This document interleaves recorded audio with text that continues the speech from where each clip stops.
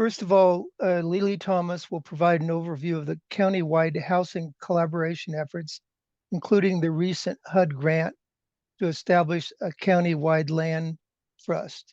She will also provide us an update on the current funding opportunities, the Regional Area Housing Finance Authority, and the 2024 Regional Affordable Housing Board. She will be followed by Pam Dorr, who will discuss what community land trusts are and how they can be a tool to create affordable house ownership and rental opportunities where the land is held in trust. She will discuss CLAM's successes and challenges and how new housing regulations might help produce new affordable units during this housing crisis. Our first speaker is Leelee Thomas. Leelee Thomas is the Deputy Director of Housing and Community Grant Division with the Marin County Community Development Agency. She develops affordable housing policy within the unincorporated area of the county and oversees programs which provide funds for affordable housing and local community services. She oversees implementation and monitoring of housing element of the countywide plan, the Housing Trust Fund, and facilitation and funding of affordable housing projects. She also works with Marin cities and towns on housing policy and tenant protections. Leelee's work also focuses on equity within the county and cities and towns and in addressing residential patterns of segregation in our communities. Leelee, please proceed. Thanks, Kevin. Let me just share my screen.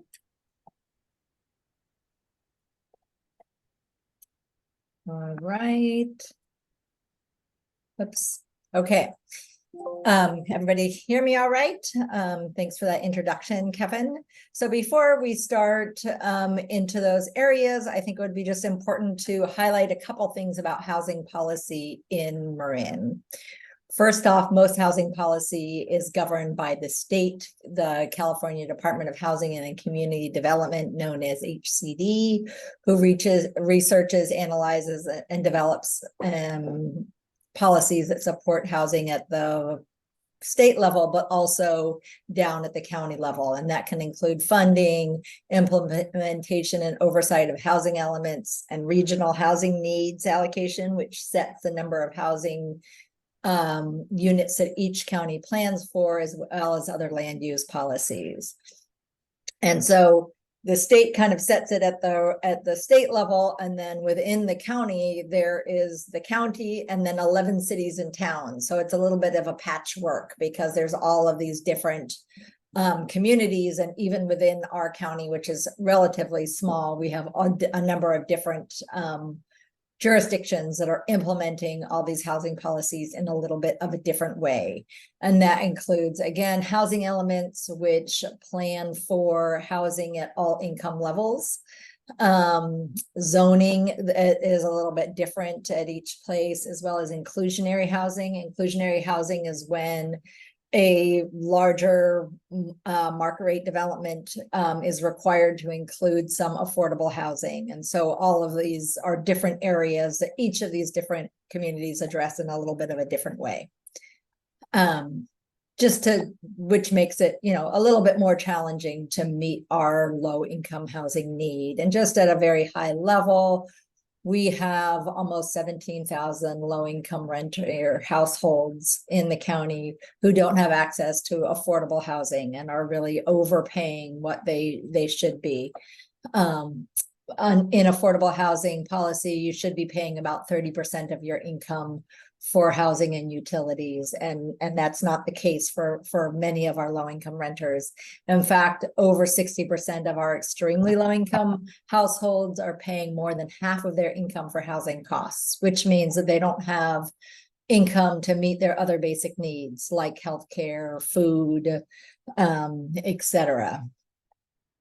So some of the challenges and opportunities, also just to make note, the pictures in this are of different affordable housing complexes throughout the county. This one is in Larkspur and is operated by EAH.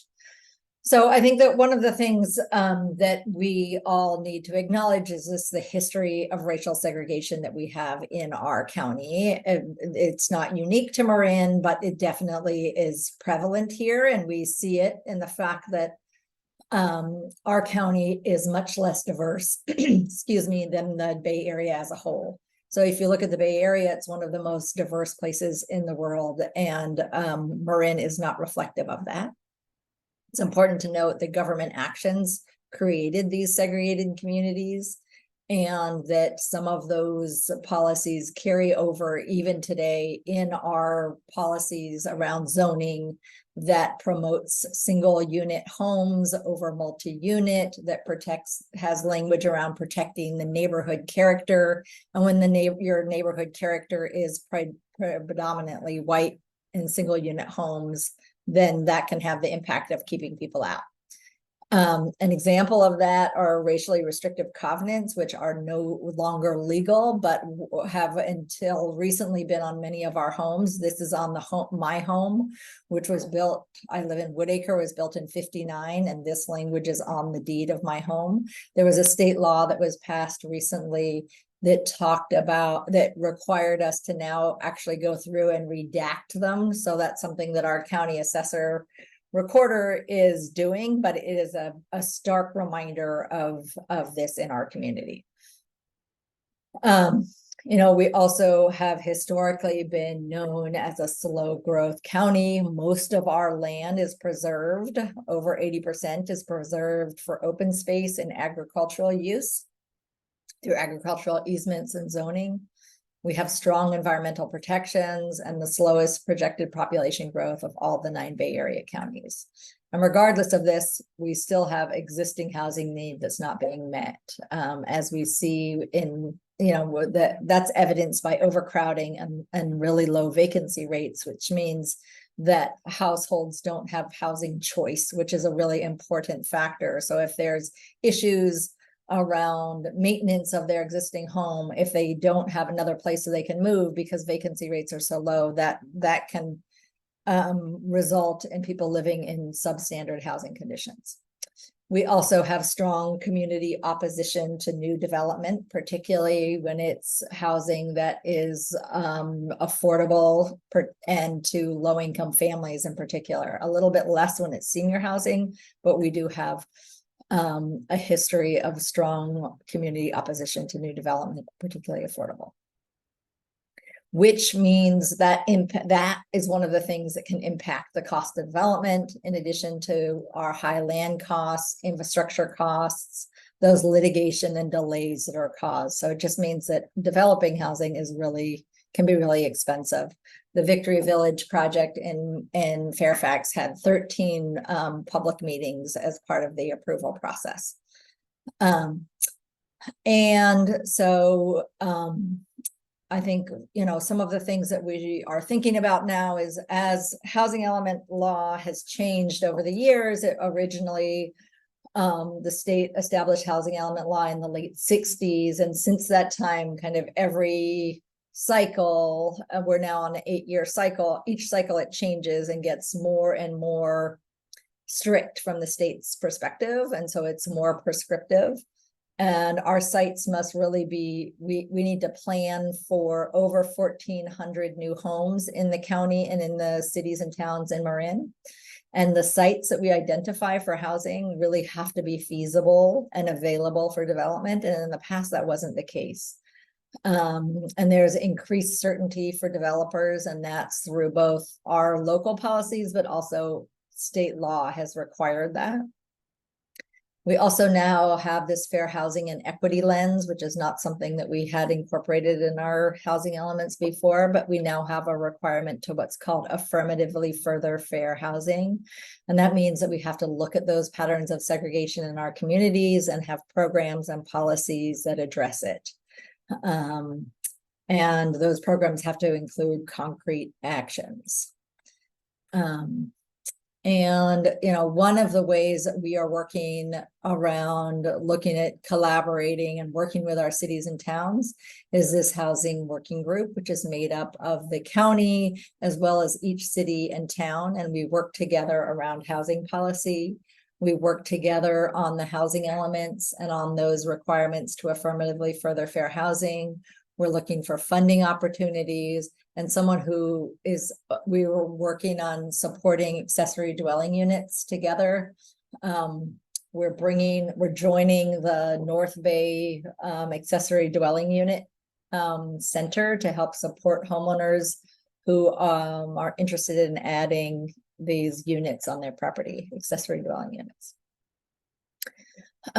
Also, I wanted to kind of pause on this. It's a recent grant proposal that the county put together to the Federal Department of Housing and Urban Development. And one of the programs that we were focusing on is, you know, we have a number of kind of larger regional developers who develop affordable housing, and we have some smaller land trusts who have a kind of a really specific area. But they're, one of the things that's missing in our toolbox is a countywide land trust that would serve all parts of the county. And so that is one of the things that we proposed in that in that grant that we put together. We worked with a number of partners to look at kind of what was missing in the toolbox for developing and preserving affordable housing.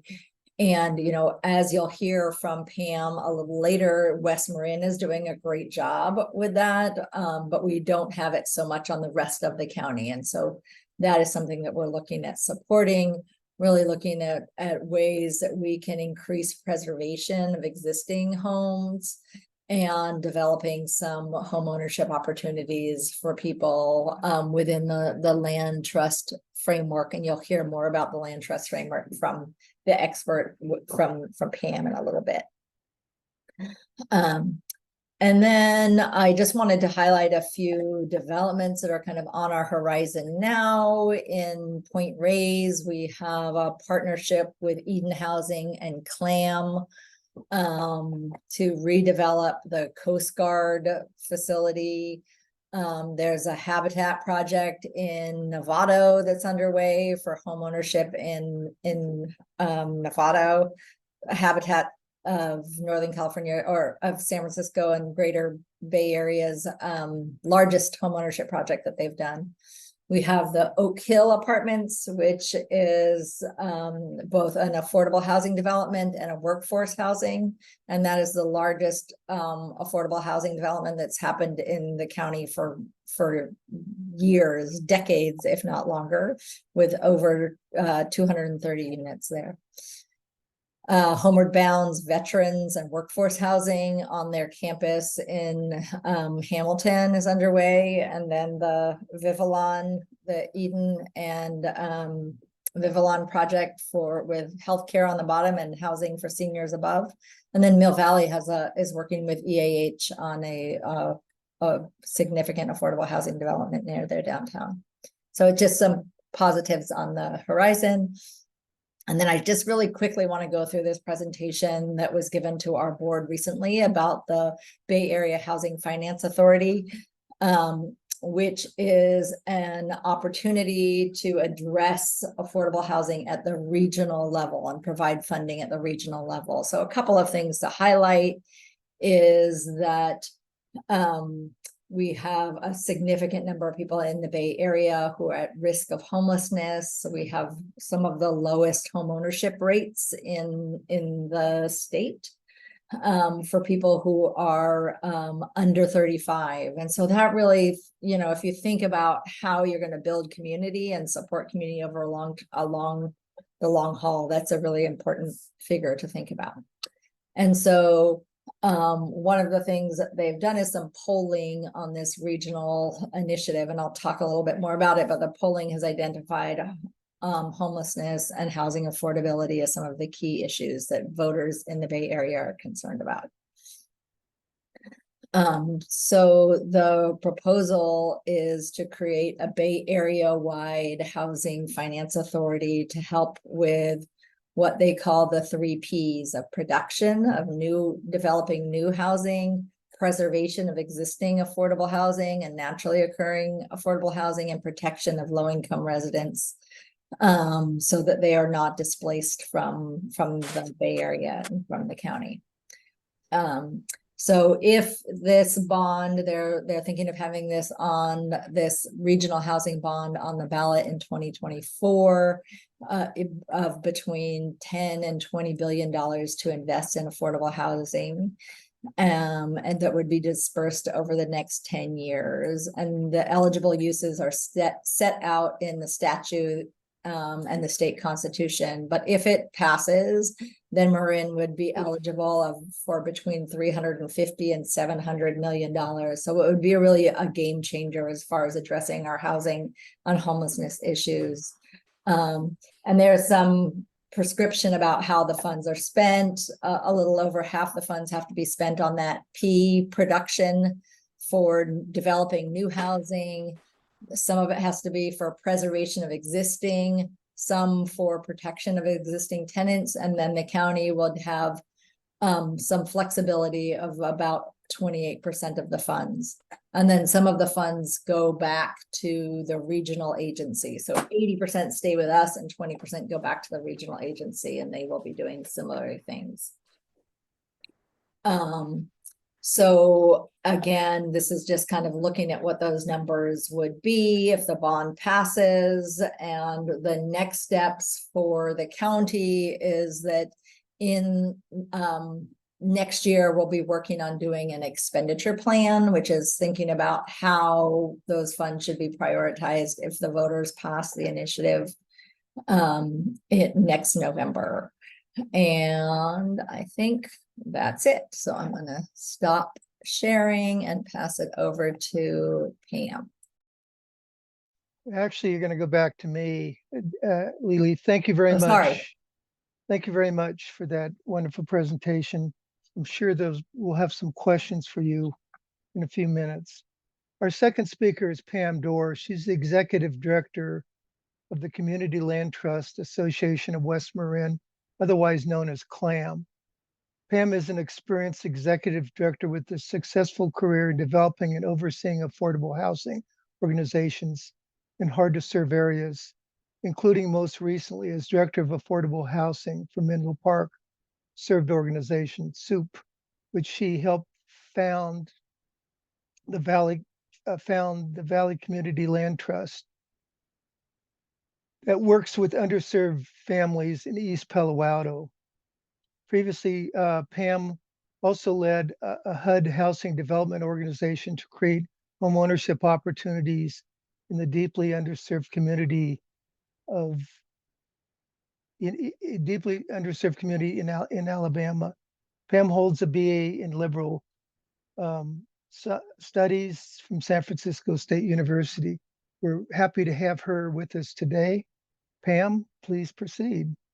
Great. Thanks so much. I appreciate being here. I'm going to just jump right in. If you think of Leelee as the planner and provider of ways to do affordable housing, we're kind of the executor of doing that. So I just want to talk a little bit about the community land trust model, and we can jump right to the next slide.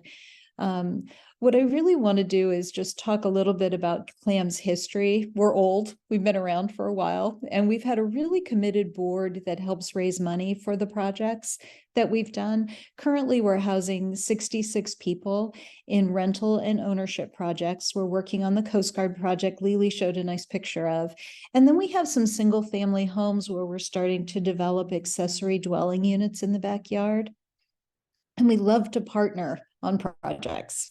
So we'll jump to the next slide. And maybe the next one.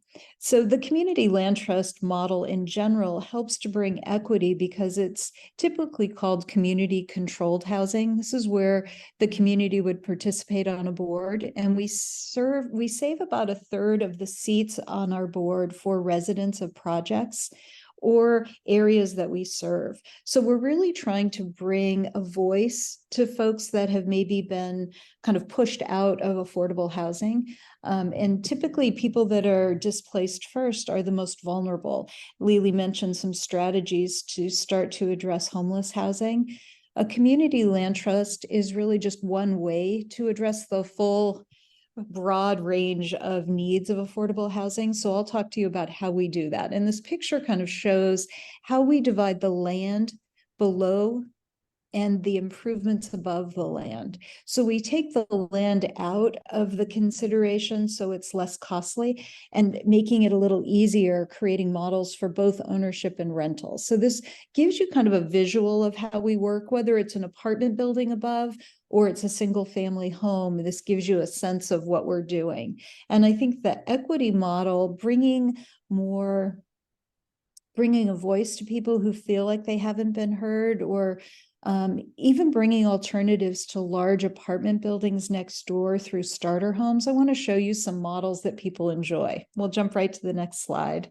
And this just gives you a couple little pictures of projects that we're currently working on. The first one is a single family home where we're now adding accessory dwelling units in the backyard and helping local workers remain in the community and not be displaced. But currently our portfolio consists of ownership and rental projects. And we also help people stay in the community through a program we call Age in Place. We help people age in place. So think of us as an alternative to something like, we're almost a community resource for a reverse mortgage. So a friendly way to help people stay in the community. And then we have a long pipeline of things that we're working on to create more housing. And probably about this time in a few years, we'll be housing about 260 people in 105 units. So we'll jump to the next slide. This is a graphic I follow. I don't know if you guys follow Alfred Twu, who's a TWU. He's a architect out of UC Berkeley, who gives us visual ways to look at new housing regulations. And I really like this, seeing a whole range of housing that might have been available kind of between 1930 through 1970, when we decided only single family homes should be the way that we go. But this shows you a whole range of housing. We'll run to the next slide. And this shows, we're all pretty familiar with SB 9 or the lot split reg, where the front, the front home could, or the lot itself could actually be split kind of in two, where you might have a duplex up front and a duplex in the back. This was a really interesting regulation that passed. But on our side in the community land trust world, we weren't really able to implement that until the latest Assembly Bill 1033 passed. And this is the one that's sometimes called the conveyance. So now it might be possible to use this out in Marin to actually sell an accessory dwelling unit separate from a main home as a condo, which allows someone like CLAM to use a leasehold mortgage. So somebody could buy it with very little down. So if maybe you have a backyard that's kind of underutilized, this would be a way that you could help a family member, a service provider, a first responder in the community stay in the community by helping them through a backyard home. We'll jump to the next slide. And this is one of my favorite slides. Typically on the left, you'll see some kind of larger apartments that are possible. And then over on the right side, this is Assembly Bill 803, or the starter home regulation. This one passed a few years ago. And what you see on the right is the same amount of units or people being housed, but in a different model where you decentralize the control of the housing and let each individual family set their rules through ownership. And a lot of us have been allowed to buy maybe a starter home at one point to get us started. And this starts to bring back or relax makes it a little easier to provide housing where multifamily housing or apartment buildings might be allowed. We'll go ahead and jump to the next slide and then the next. And really, I wanted just to talk a little bit about the affordable housing that the community land trust model brings. So you saw that graphic of dividing out the improvements above the land and the land. This really shows you in the year 2023 what low income, which is typically 80% or less of the area median income, what that would be for a family of four. It works out to be about $149,100 in Marin. And I don't know about you, but that sounds like it's not very low, but I wanted to show you in the bottom right, which each one of those categories breaks out to be. 15% is acutely low, 30% extremely low. So these are just helpful in that it gives you a reference to go back to if you need to think about what is affordable and what we're talking about. So the community land trust model I typically work in is less than 80% of the area median income. And then we're starting to talk about, could we serve a slightly higher income level as well as a lower income level to give us a broader range of families that we serve. We'll jump to the next slide. And one of the things we talk about a lot is like just community housing solutions. These are 3 of the housing solutions we're using currently. Real Community Rentals is a program we use to start to spur support and development of accessory dwelling units. And we do that through the county funding. They give us a lot of support to provide more resources to the community. The next one, Age in Place. We're helping seniors stay in their homes, especially prioritizing properties where there might be multiple units that might need, I always call it regularization, but permitting kind of informal units that were built at one time but maybe didn't have permits. That's somewhere where we might be able to really help. Or a property that has the ability to have accessory dwelling units is another way that the community land trust could help. And then the last one is planned giving. So people might choose in their generosity to prioritize affordable housing, leaving a home in Marin to a land trust, and would be able to ensure that people at lower income levels could buy or rent that in the future. So it's just another affordable way to do housing. I think one of the things that really helps is something like factory-built housing helps a community land trust reproduce more quickly.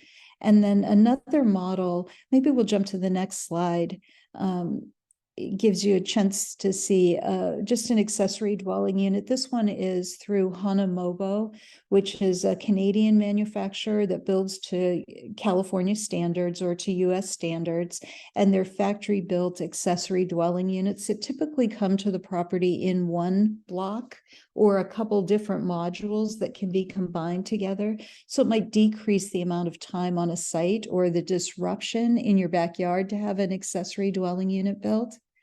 And then the next slide really shows an interesting model, which is self-help housing, where we might help each other through like a typical barn raising to build more housing. And Habitat, I think Leelee showed that slide of the property going in Novato of Habitat is a form of self-help housing where you contribute sweat equity. We can also do that model outside of Habitat in the local community. And I visited one last week that was built in the 1980s in Point Reyes Station, where 7 families came together and built their own homes. So it's really interesting to see all of these models. And the land trust typically tries to figure out how to do this cost effectively.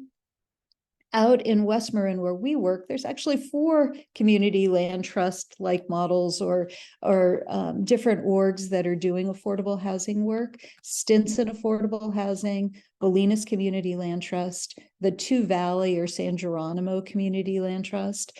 You might think about Mount Tam is starting to put together a land trust. They've been around for a while and are starting to get that going again. So what we're trying to do is, instead of having these little microclimates for each one of our land trusts, are there some resources that we could combine together and work more efficiently? Because we don't want to add cost to affordable housing. We want to start to make it easier to produce and less costly to produce. And we work together through the West Marin Housing Collaborative, led by Kim Thompson, who used to be the ED at CLAM. And we work together to streamline what we do. And we're also a big supporter of the county and trying to think through what's needed and find new solutions that help. So I think I'm going to end there because I want to give us enough time for questions. I did throw in a couple slides. Let's just jump through the next slides. This was a typical $1.2 million home. Jump to the next slide. And inside, when you actually look at them, they're not in great shape. We'll jump to the next slide. But pretty quickly, this one I did myself, but I built only with free and found materials to decrease the cost. And I just wanted to give you a couple slides like this because it's always so interesting to see what we can do ourselves. But we'll jump ahead to the next couple. And make them really pretty. You can see my cat. Let's jump through to the garage, which is 2 slides ahead. So I had a garage filled with crap, and nobody needs more stuff in your backyard. So I wanted to show you my 80-year-old uncle, who's an electrical engineer, is my overseer. We'll jump to the next slide. And so he makes me run the jackhammer. And I was able to put in my own plumbing, electrical, HVAC, and build out a unit. I'll show you a final slide. But just wanted to show you what my garage is like now. And I'm only showing you that because I think it's important that we use all available space to create lovely places for people that are at risk of displacement. So I just wanted to share what I did, and we can stop sharing the slides now. Maybe we can jump in for questions.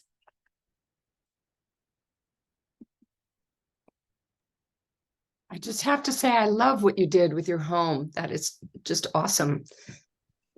Can you come over and do our electrical work? I'm on my way.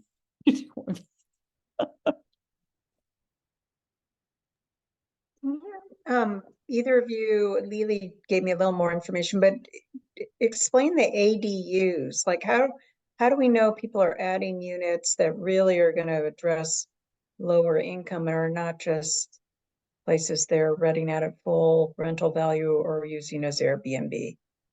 Yeah, so currently there are, the county is in the process of kind of restricting some short-term rentals. And there are some state laws which in some cases prevent using accessory dwelling units as short-term rentals. But I think that a better way of doing it is through incentives, and we're in the process of joining the North Bay. It's called the Napa Sonoma ADU Center, and it's going to rename as the North Bay ADU Center, and they provide kind of technical assistance for homeowners who want to add an accessory dwelling unit, and even more importantly, they have a loan program that they use to help people actually develop units. And so if they do that, then in exchange for getting that loan program, which is a lower interest loan program, then they're required to rent it out affordably. And so there's that I think through incentives like that, through helping somebody through the process, because even though the state law has simplified it, it's hard and it's expensive. Like Pam is some superstar down there doing her own jackhammering, but not everybody is in the place to be able to do that. And so, for those who are not, it's really expensive to develop. And so it's hard to ensure that they're affordable. But if we can offer some incentives, I think that that's the best way of doing it. Okay, we have a question. How can the county use the area finance housing authority funds to prioritize extremely low and very low income housing and So that is protection of marginalized communities? Yeah, thank you for that question. And that's exactly the kind of thing that we're going to be looking at when we do our community process and our planning. It's what are the specific needs? The high level is that under the legislation that 52% of the units have to be, or 52% of the funds have to be used for developing new homes that are affordable at a certain income level. But if the needs in our community are for those extremely low income units, or, that's something that we'll be hearing about and planning for in our own expenditure plan. And so, if that's the needs that we hear about, then we can use both our funds that we get in those other categories, but also that 28% of funding that is the flexible funds. So the way the process will work is we think it'll take kind of a 3 to 6 month outreach plan that we're gonna do. We're gonna build on what we heard in the housing elements, but then we're going to specifically be talking about, like, if the bonds pass, how do we want to, what are the key uses of these funds that are needed in our community? And, you know, I'm sure that addressing homelessness is going to be a key thing that we hear. We just did a survey of residents at the county, and two of the top issues that came up, just like at the regional level, were housing affordability and homelessness. So I think how those are, you know, I expect that our expenditure plan will want to align with that, but we'll be doing an outreach process to do that. And then the board adopts that expenditure plan, and then that has to align with kind of what the state law is and what's in the legislation that established BAHFA. And from there, that's how we would be restricting those funds. And maybe Another- I could just Go ahead. on the ground example of how a Bay Area Housing Finance Authority subsidy might help out in the field. So for instance, there's $1 million home. You might think about the Bay Area Housing Finance Authority giving subsidy, let's say it's $300,000.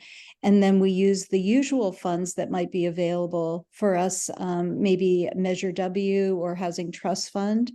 So you could take $1 million home, deed restrict it, create an option through the community land trust model, and resell it between $500,000 and $600,000.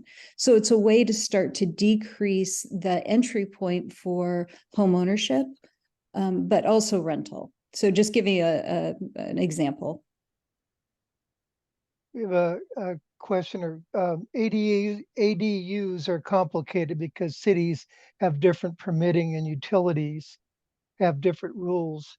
How can we streamline it if you have a deed restricted or low income renter?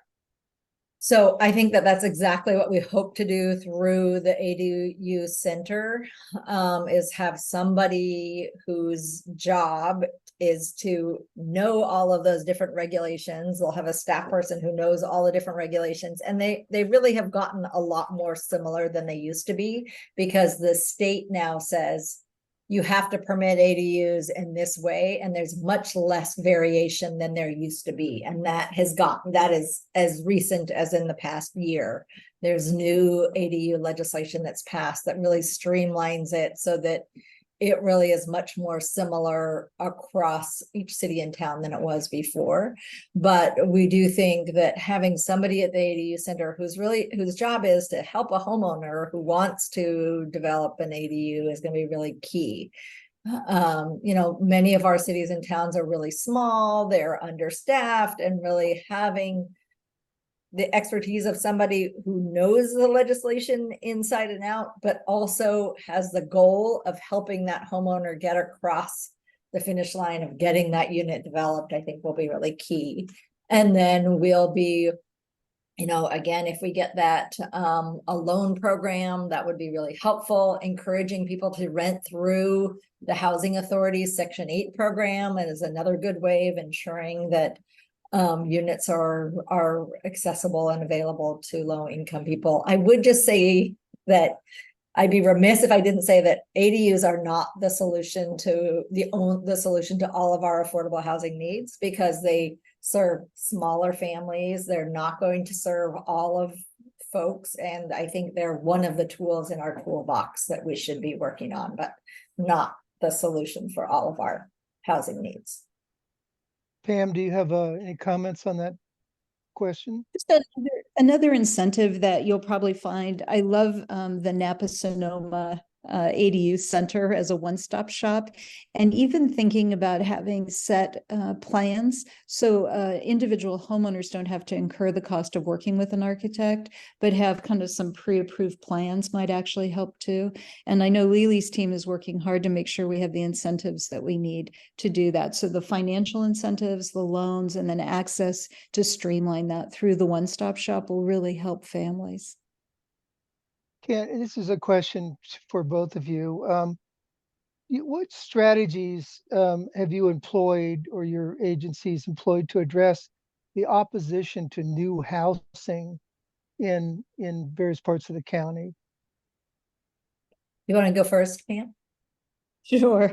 So one thing we do is we make sure that we have a pretty diverse board who kind of reaches out, as we're building our board matrix and helping to establish our board, we're really thinking about thought leaders, people that are connected in their community that can bring along the need for affordable housing and homeless housing. Having a range of housing solutions makes a big difference. So we typically use our board, our funders, and then our residents to really start to talk about what that is. And we're sharing stories of displacement and struggle in substandard housing to get the word out about how badly it's needed. Leelee? Yeah, thanks for that, Pam. I would just add that I think that from our government perspective, one of the things that we have done is to be as completely transparent with all of the information that we have. We did a really robust process with our housing element, and the board gave us direction to plan for housing in all of our communities, which I think was a really helpful strategy, because it wasn't one community couldn't say, why are you putting affordable housing here and not over there? Because we were also putting it over there, right? We were putting it there, but over there also. And it was really in all of our communities. And I think that really planning housing in every community, and again, really being clear and carrying that message forward about what the need was. And I think that when people can identify with it personally about, their own children can't afford to be here, they can't age in place, as Pam was talking about, that's really critical in that conversation. And I feel like the tide has changed somewhat. I think that there's still opposition to new development, and that will likely continue. But I feel like and I think that part of it was that connection of talking about it within the context of race and patterns of segregation, that people became a little bit more aware and open to adding housing in our communities. Has there been, in that regard, has there been any projects that you could point to, maybe in other areas of the state or other areas of the county, in which there was an initial opposition? The project was built and things, worked out differently than people opposing the project had thought, and to give people some kind of reassurance. Yeah, I think of recent, in not that recent, but fairly recent, is the Victory Village development in Fairfax. And that was on church-owned land. There had been a private school there before, and there was a lot of opposition to it. It was, there were, as I had mentioned briefly, there was 13 public hearings about that project. There was so much opposition, but and the delay caused the cost of that project to go up dramatically, because during that process, while the delay was happening with the city of Fairfax, the North Bay fires happened. And so labor and materials went through the roof. And all of a sudden, the project cost way more than they had anticipated. And so the county actually invested a significant amount of money in helping that get across. But what they did around the opposition was they just brought out a lot of people from all different kinds of walks of life who spoke to the need for housing. There was people from the local grocery store that is really critical, seniors from the community. It was just like a lot of people came and spoke. And so I think that they just kind of eventually outnumbered the people who were in opposition to it. And I drive by that project every day when I come to work, and it always warms my heart. There's some regular people that we all know who are out there. My kids knew that as part of it. And like, it's now a critical part of our community that's housing seniors and seniors who were, some of them who were previously homeless. And it is just, I think it's such a success that people are really happy to see it there. Pam, we had a question about where can people get more information on aging in place program. In fact, maybe you could just give a little description of how that works. Sure, I'd be happy to. I actually appreciate the question. I think it's probably one of the most important ones we're facing, you know, as we age and as we age, sometimes we have a lot of unmet maintenance needs in our home, and this could be a way to start to address that. So a typical way that we begin age in place is really thinking about a life estate. We would never want to talk to a homeowner so just by herself. So typically we would ask her to bring a friend or family members, and typically we'll do that with her attorney and craft something that fits what her needs are. She might need cash out every month. She might need a lump sum payment. We want to make sure she's protected and that we're doing something that benefits her long term. So that's typically how we address it. It sounds kind of funny, but we almost do a one-off to create a life estate for someone to fit their needs based on their particular circumstance. And we typically do that with friends and family so that they have the protection and support that they need. Thank you. We had a question about Project Home Key. Does someone want to talk about that and what the experience has been with that? Yeah, I'm happy to. Project Home Key was a project that the state introduced during the pandemic. It built on the room key, which was intended to rent out the motels and hotels that were vacant and use them to house people who were experiencing homelessness and, you know, were at risk of COVID. And so the Home Key was a funding source that from the state that helped acquire existing buildings and convert them again to housing for people who are experiencing homelessness. And I think that the person is probably referencing a project in we've done 3 of them. There was one in Corte Madera that was a kind of a substandard motel that was there, and Homeward Bound is now operating housing there. It has support for the community. It looks better than it did before, and so I think that at first there was a lot of opposition and concerns. They did a committee of people who are really involved in it, who helped with kind of designing some of the landscaping around the outside of it.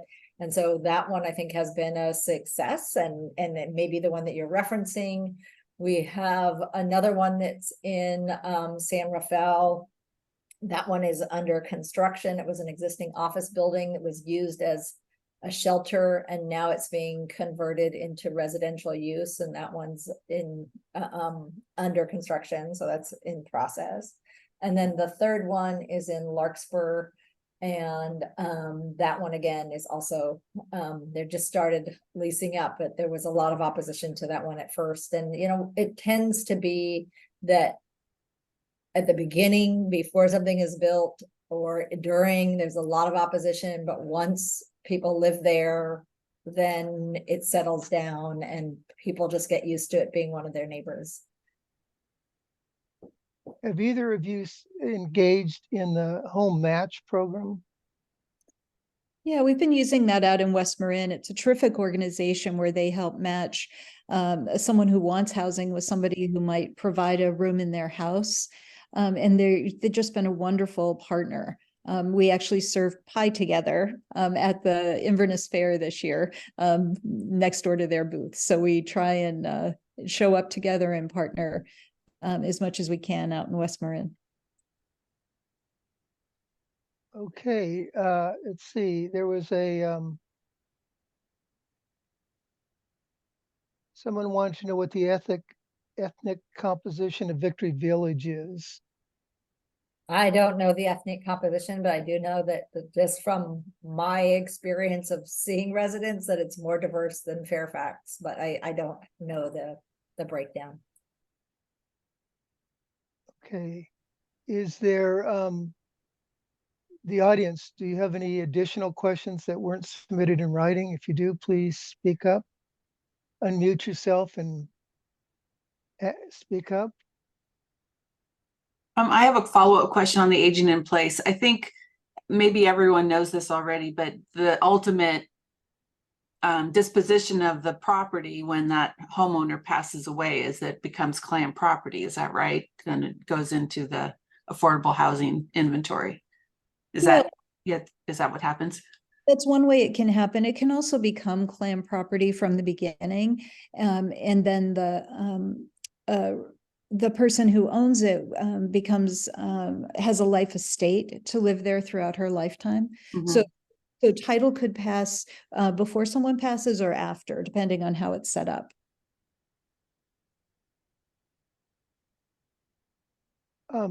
Leelee, could you give maybe a couple more examples of how the money from if this bond issue passes, how that money could be spent to increase the affordable housing stock in the county?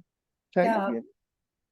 So looking at the piece that is set aside for preservation, so currently,